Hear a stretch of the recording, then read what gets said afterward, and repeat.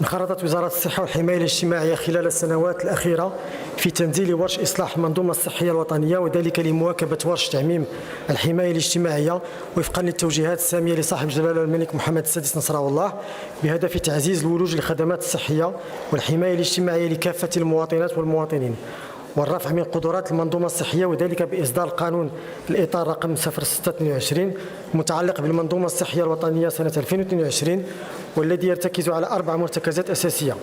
وتعد الركيزة الثالثة من إصلاح المنظومة الصحية الوطنية والمتعلقة بتأهيل العرض الصحي حجر الزاوية لتحقيق انتظارات المواطنين من خلال ضمان ولوج عادل للخدمات الصحية ذات جودة عالية وتوزيع متوازن للخدمات الاستشفائية عبر التراب الوطني،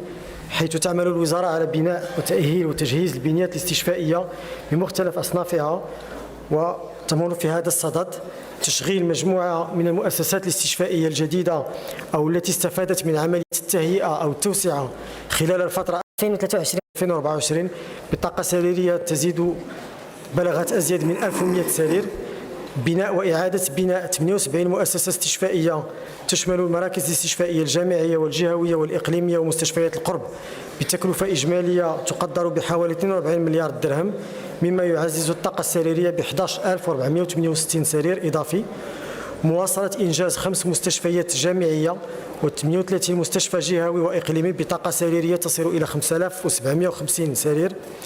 بناء 40 مستشفى القرب بطاقة سريرية تصل إلى 1857 سرير. بناء المراكز الاستشفائية الجامعية، حيث توجد خمسة مراكز في طور الإنجاز بكل من أكادير 867 سرير،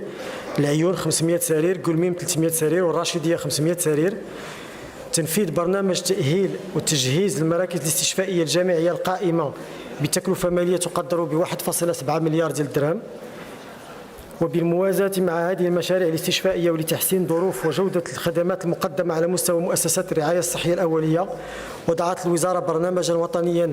يهم تأهيل 1400 مركز صحي بغلاف مالي قدره